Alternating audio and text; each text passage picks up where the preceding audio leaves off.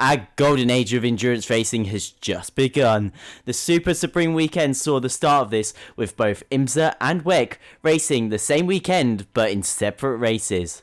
But the question is, does WEC and IMSA sharing a weekend still work?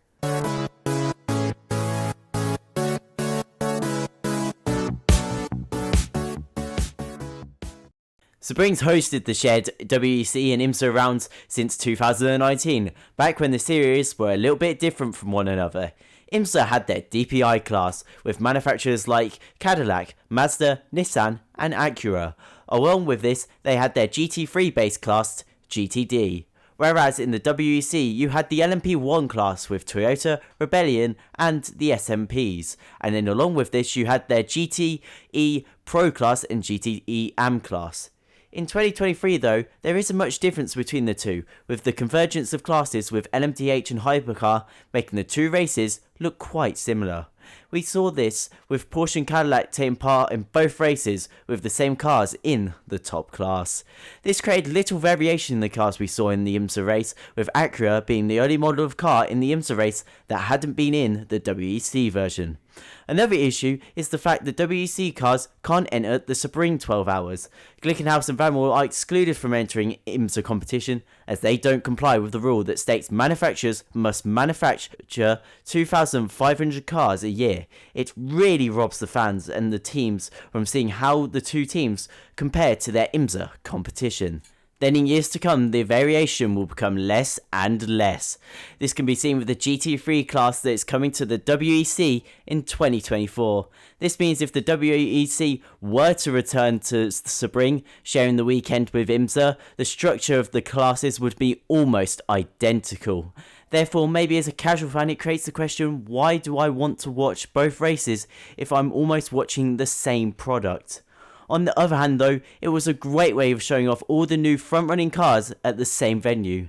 As through the two races, it showed fans what they could expect from the next few years of endurance racing.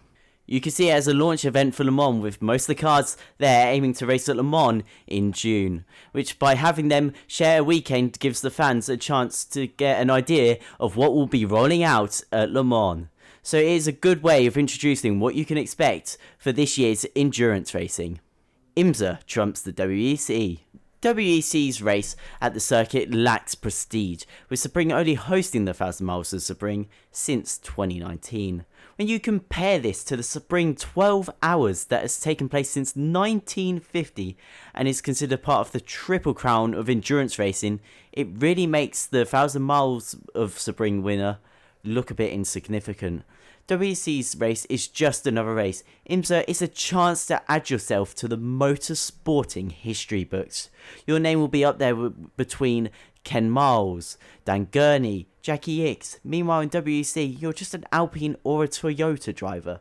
Furthermore, this makes the World Championship look like a support race, which doesn't do much to boost the WEC, as the championship is kinda undermined. It's like having Formula 1 come over to support IndyCar for the Indianapolis 500. It makes the World Championship guys not really look like a big deal. Last year of joint racing anyway? The World Endurance Championship is already having a rethink of the joint race weekend with IMSA, according to ACO President Pierre Filion.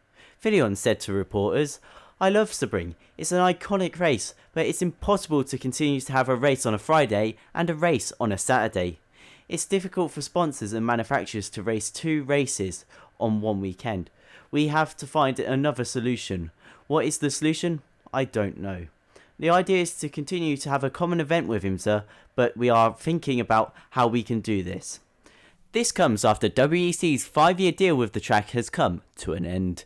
The sponsorship issues that Filion is referring to is some of the advertisement boards around the circuit. For example, in the 12-hour race, some WeatherTech advertisement boards were put out, which weren't out for the WEC race, and these were found just on the exit of Turn 1. Then some Total Energy advertisement boards had disappeared from Turn 5. Motor advertisement boards on the right-hand wall of the Ullman Straight had also gone, therefore showing the advertisement nightmare the race organisers faced.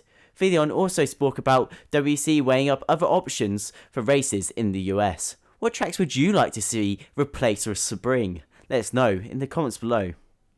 That's it for today's video. I hope you enjoyed and thanks for watching. I'll see you in the next one. Goodbye.